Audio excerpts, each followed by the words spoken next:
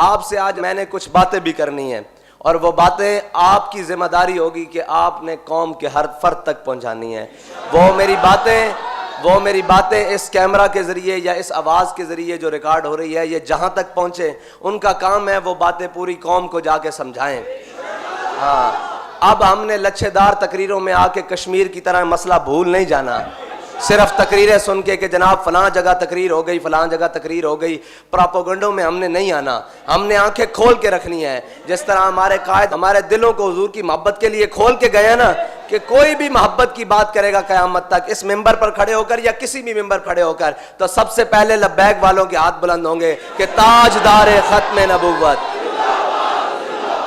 ہم نے تو یہ دیکھنا ہی نہیں کہ یہ چہرہ اور یہ بت کون کھڑا ہے، ہم نے دیکھنا ہے کہ بات کن کی کر رہے ہیں، بات مالکوں کی ہو رہی ہے یا نہیں ہو رہی۔ جو ہو رہی ہے تو ہم نے ایسے دونوں ہاتھ بلند کر لینے ہیں، اور اگر نہیں ہو رہی تو ہم نے اس کو ایک سبق سنانا ہے کہ انہیں جانا، انہیں مانا، نہ رکھا غیر سے کام۔ ہم تجھے غیر سمجھتے ہیں اس لیے کہ تو میرے آقا و مولا کی بات ہی نہیں کر رہا، اور جو کوئی بات کرے گا ہم اس کے پیچھے ہاتھ باندھ کے کھڑے ہو جائیں گے۔ جو عملاً بھی کر کے دکھائے گا کہ میں حضور کی ناموس کے لیے یہ عمل کر رہا ہوں، یہ میں عملاً یہ چیز کر رہا ہوں، صرف باتوں سے نہیں بات بنے گی۔ باتوں سے استاد صاحب فرمائے تھے ہن گلاں نال کام بڑا اگے ود گیا، ہن کر کے وکھانا پے گا۔ فرماتے سن ایک گلاں اسی کافی دیر دے سنتے آ رہے ہیں، ساڈے قائد نے سانو ہر گل کر کے وکھائی تاں سا انہاں نوں منیا نا۔ کوئی ایک سوتر پیچھے، کوئی ایک جناب بال برابر پیچھے ہٹن دی گل کیتی ہوئے، بلکہ ہر کام نو اگے ود کے حضور دی محبت پیش کیتا۔ اس واسطے اساں ہن کسے لچھے دار تقریراں چ اور کسے جناب متاثر کن الفاظ دے اندر آ کے حضور دی ناموس دے اوتے کوئی دوسری رائے نہیں رکھنی کہ میرے آقا مولا صلی اللہ علیہ وسلم کے غلاموں، آج بڑے دکھ درد کے ساتھ چند حقائق آپ کے سامنے عرض کرنا چاہتا ہوں۔ انہیں آپ نے دل کی کھڑکیاں کھول کے سننا ہے، اور اسی طرح جیسے آپ نے سننا ہے اور جو آپ کے جذبات ہوں آپ نے قوم تک پہنچانے ہیں۔ الفاظ میں آپ کو دے رہا ہوں، باقی آپ جب بات کریں گے تو مالک اس میں اثر بھی دے گا۔ آپ کے علم میں ہے کہ حضرت امیر المجاہدین علامہ خادم حسین رضوی اور وزیر اعظم پاکستان عمران خان کے درمیان ایک معاہدہ طے پایا تھا کہ فرانس کے سفیر کو ملک بدر کیا جائے گا 3 ماہ کے عرصہ میں، لیکن افسوس آج تقریباً 2 ماہ اور 10 دن سے اوپر وقت گزر چکا ہے، کوئی پیش رفت حقیقی نظر نہیں آئی، کوئی کسی قسم کی پیش رفت نظر نہیں آئی۔ اور دوسری اہم ترین یہ بات ہے کہ معاہدہ میں عمران خان کی ٹیم نے بے حد اصرار کیا کہ ہم اس معاملے کو پارلیمنٹ میں لے کر جائیں گے اور یہ بل پاس کرائیں گے۔ آپ نے غور کرنا ہے ساری باتوں پر کہ یہ جو خواہش تھی نا، یہ عمران خان صاحب کی ٹیم کی خواہش تھی کہ ہم اس معاملے کو پارلیمنٹ میں لے کر جائیں گے، لیکن ابھی تک یہ بل پارلیمنٹ میں نہیں لے جایا گیا۔ اور یہ کتنے نائل ہیں جس میں ان کی اکثریت ہے، اور پی ٹی آئی قومی اسمبلی میں سفیر کو ملک بدر کرنے کا ابھی تک بل پیش نہیں کر سکی، اور اگر یہ بل آ جاتا تو اس کے بعد سفیر کو ملک سے روانہ کیا جانا تھا۔ آپ کو حیرت اور افسوس اس سے بھی زیادہ اگلی بات پر یہ ہوگا کہ آپ انتہائی پریشان ہو جائیں گے اور آپ کی ساری بات سمجھ میں آ جائے گی کہ ابھی تک عمران خان اور اس کی ٹیم نے وہ بل تیار ہی نہیں کیا، یعنی کہ اس کو کاغذ پر ہی نہیں لکھا۔ آپ دیکھ رہے ہیں کہ یہ ناموس رسالت کے معاملے میں کتنے سنجیدے ہیں۔ یہ میرا آپ تک پیغام ہے کہ بعد میں یہ کھڑے ہو کر کوئی وقت آئے گا کہ آپ کو سمجھائیں گے کہ جناب ملک کا بڑا نقصان، اور سمجھانے کی وہی تقریریں وہ جو کشمیر کے بارے کشمیر دے کر بعد میں کشمیر کے بارے میں تقریریں کی نا، اسی طرح کہ آپ کو کرائیں گے جناب معیشت یہ وہ۔ اس سے پہلے میں آپ کو ساری باتیں بتائے چلوں کہ آپ کسی کے دھوکے دجل فریب میں نہ آ جائیں اور کسی کی باتوں میں نہ آ جائیں، کیونکہ ان کے پاس بڑے وسائل ہیں، بڑے کر و فر ہیں اور سارے معاملات ہیں۔ کہیں ہمارے سادہ مسلمانوں کے دلوں میں یہ باتیں نہ ڈال دیں کہ جناب ہم سچے ہیں، یہ غلط راہ پر ہیں۔ آپ کو بتا کے گئے ہیں ہمارے قائد کہ ہماری راہ کون سی ہے، سب کو پتہ ہے نا۔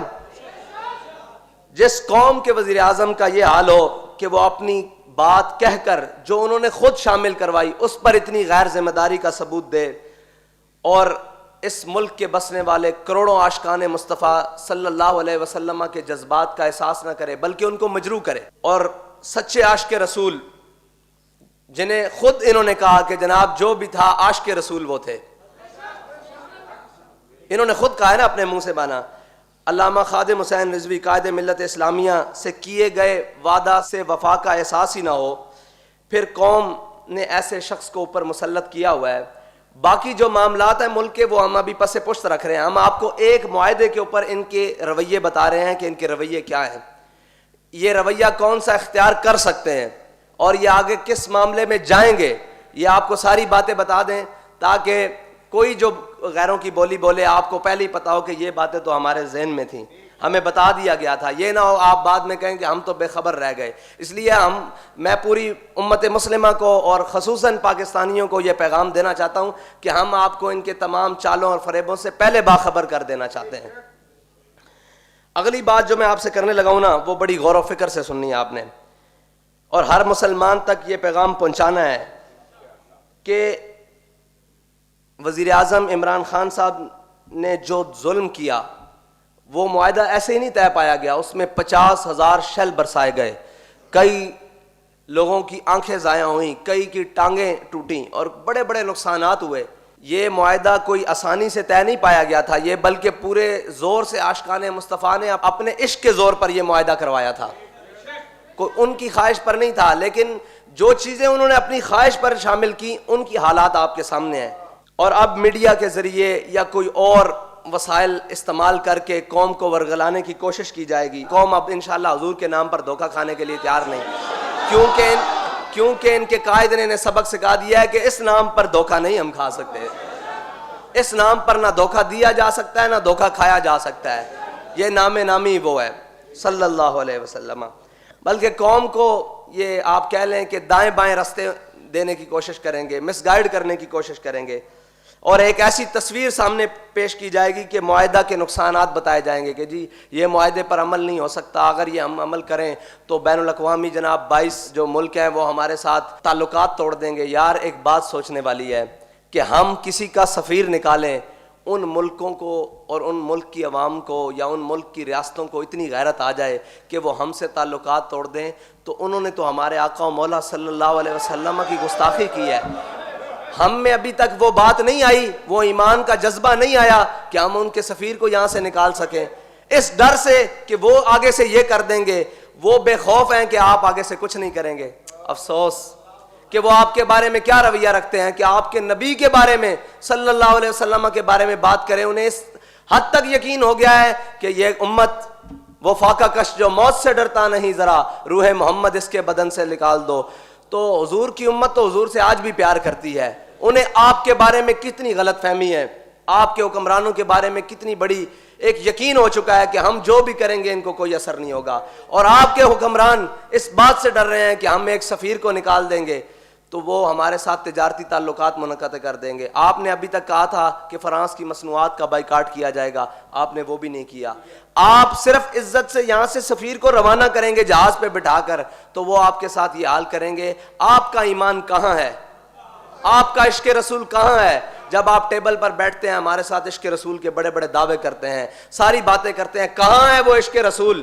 کس کے سامنے روئیں یہ بات, کس کو کہیں جا کر کہ یار وہ تو ایک سفیر کے نکالنے پر, ان سے تجارتی تعلقات منقطع کرنے پر تیار ہیں, اور یہ کہتے ہیں ہمیں نقصان ہو جائے گا, اور وہ حضور کی ناموس پر حملہ کر کے, اس کائنات کی سب سے بڑی دہشت گردی کر کے اس یقین سے بیٹھے ہیں کہ یہ اوپر بیٹھے ہیں, یہ سفیر نکالیں گے نہیں, یہ ہمیں کوئی مثبت اور مضبوط جواب نہیں دیں گے. یہ کہتے ہیں آئیں جی ہم آپ کو بڑی پکچر میں لے جاتے ہیں. بڑی پکچر تو ہمارے قائد بتا کر گئے ہیں, ان کا علاج یہ تھا کہ ان کے ساتھ جہاد کا اعلان کیا جائے. ہمارے قائد نے کہا تھا ہم چھوٹا مطالبہ کر رہے ہیں, بڑا مطالبہ تو ہمارا یہ تھا کہ ان کے ساتھ جہاد کا اعلان کرو. لیکن آپ تو چھوٹی پکچر میں بھی ناکام ہو گئے, اور بالکل ناکام ہو گئے, چاروں شانوں سے چت ہو گئے. آپ سوچیں کہ ہم نے جن کو مسلط کر کے اپنے ملک کے اوپر رکھا ہوا ہے, اور ان کے بارے میں کفر کو کتنا یقین ہے کہ یہ ہمارے وفادار ہیں, اپنے آقا و مولا کے وفادار نہیں ہیں.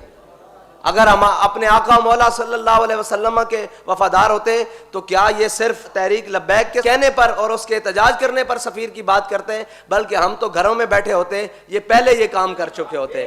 ہمارا ان سے مطالبہ اگلا ہوتا کہ یار ان کے ساتھ کوئی عملی اقدامات کرو, ان کا ناطقہ بند کرو, ان کے ساتھ کوئی شہاب الدین محمد غوری والا کام کرو, کوئی سلطان صلاح الدین ایوبی والا کام کرو, کوئی احمد شاہ ابدالی والا کام کرو, کوئی جناب محمود غزنوی والا کام کرو، لیکن ہم تو اس سے نیچے والے مطالبے پر بھی یہ اتنے غیر سنجیدہ کہ سوچا بھی نہیں جا سکتا۔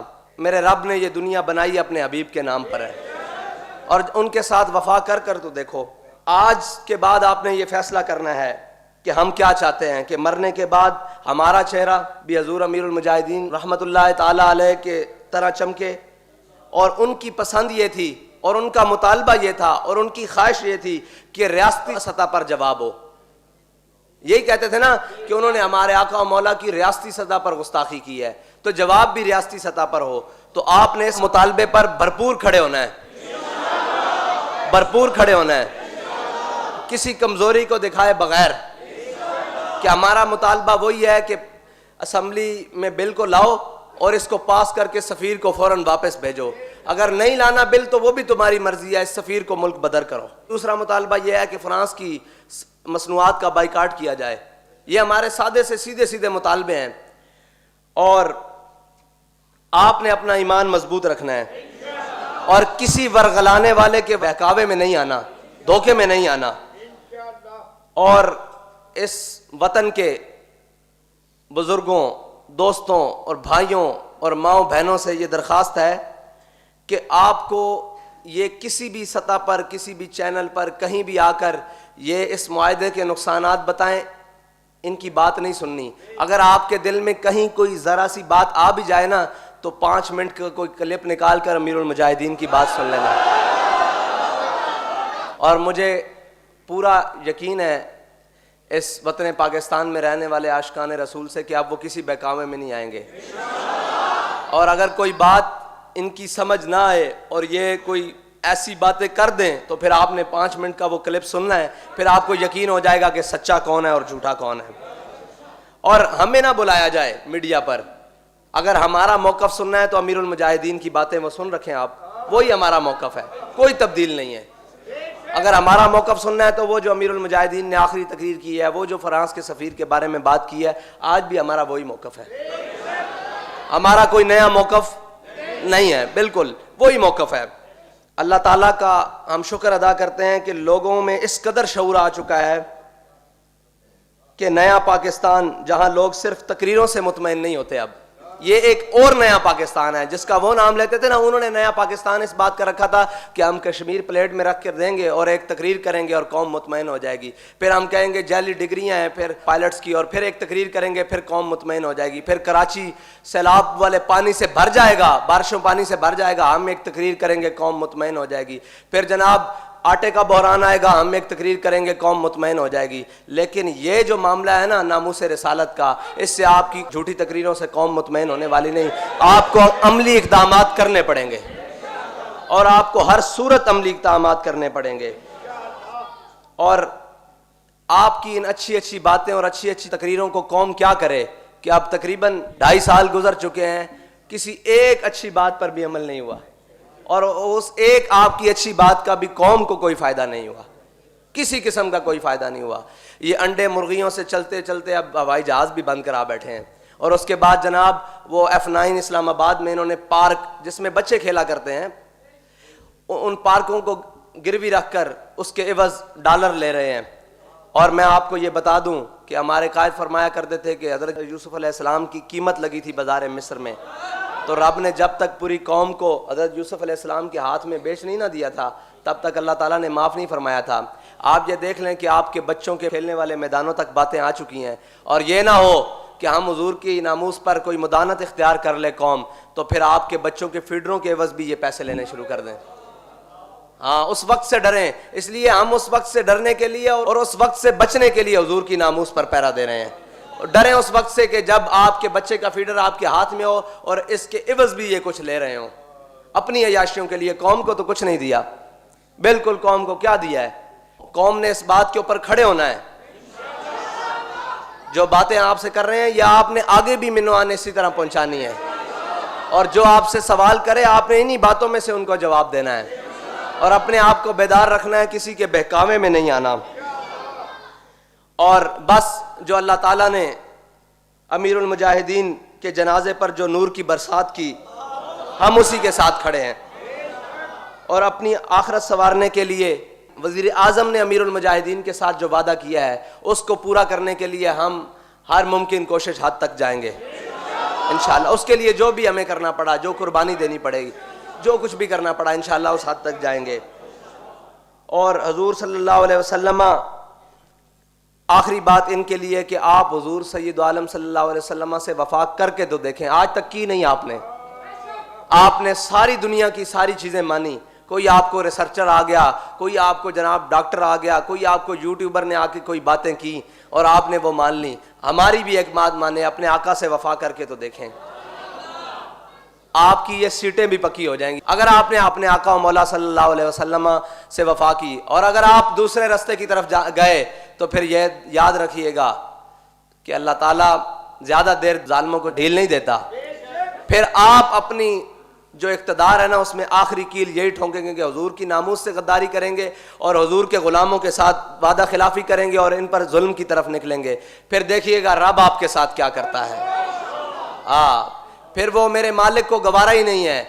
پھر وہاں تو پھر ابو جہل کو لمحے ڈال دیا جاتا ہے, امیہ کو لمحے ڈال دیا جاتا ہے. ساتھ فرماتے تھے نا غزوہ بدر والے دن, امیہ کو اس کی بیوی نے کہا کہ نہ جانا, میں نے خواب دیکھا ہے تم نہیں بچو گے. اس نے کہا میں بس یہ آگے پڑاؤ تک جا رہا ہوں, لشکر کو روانہ کر کے آؤں گا. ہمارے قائد فرماتے تھے کہ حدیث کی کتابوں میں ہے فرشتے اسے امیہ کو دھکا دیتے ہوئے نا میدان بدر میں لے آئے. جب میدان بدر میں اس نے گڑ بنتے دیکھا نا تو پھر وہ بھاگا. پھر حضرت بلال نے آواز لگائی, فرمایا جا امیہ ہلاکا بلال. فرمایا جی آج امیہ بچ گیا نا تو بلال نہیں بچتا.